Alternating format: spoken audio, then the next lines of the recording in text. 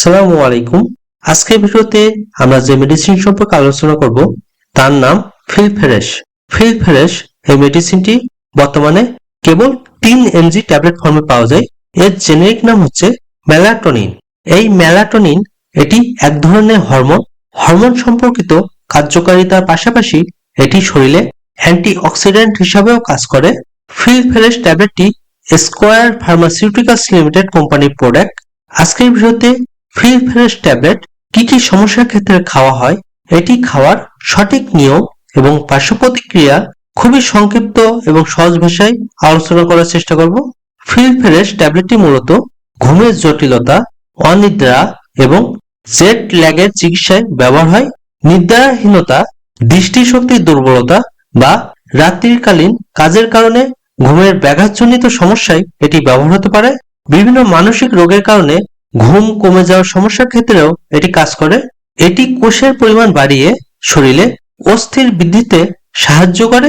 ঘুম কম হওয়ার দরুন যে সমস্ত শিশুর পড়াশোনার ব্যাঘাতের সমস্যা দেখা দেয় তাদের ক্ষেত্রেও এটি উপযোগী একটি মেডিসিন।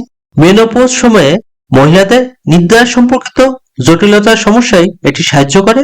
ক্ষুধা মন্দার কারণে বা অস্টিওপোরোসিস এর কারণে বা চিন্তা ভাবনা জটিলতায় ঘুমের সমস্যার ক্ষেত্রে এটি ব্যবহার হতে পারে। এছাড়াও আরো বিভিন্ন সমস্যায় ফিলফেরেশ ট্যাবলেটটি ব্যবহার হতে পারে। ফিলফেরেশ ট্যাবলেটটি অবশ্যই ডাক্তারের পরামর্শ নিয়ে খাবেন, কারণ একমাত্র ডাক্তার রোগীর সার্বিক দিক বিবেচনা করে সঠিক ওষুধ সঠিকভাবে নির্ধারণ করতে পারে।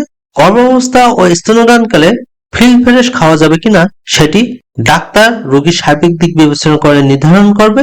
ফিলফেরেশ ট্যাবলেটটি রোগীর সার্বিক দিক বিবেচনা করে এর ডোজ বিভিন্ন রকম হতে পারে, তবে প্রাথমিক মাত্রায় ফিলফেরেশ ট্যাবলেটটি রাত্রে শোয়ার আগে 3 থেকে 6 mg করে খাওয়া যায়। একদিনে সর্বোচ্চ 10 mg পর্যন্ত খাওয়া যায়। ডাক্তার চাইলে ডোজ কম বেশি করতে পারেন। আর বাচ্চাদের ক্ষেত্রে অবশ্যই ডাক্তারের পরামর্শ সাপেক্ষে এর ডোজ নির্ধারণ হবে। ফিলফেরেশ ট্যাবলেটটি ঘুমের কমসে কম 1 ঘন্টা আগে খেতে হয়। ভরা পেটে খাওয়া ভালো।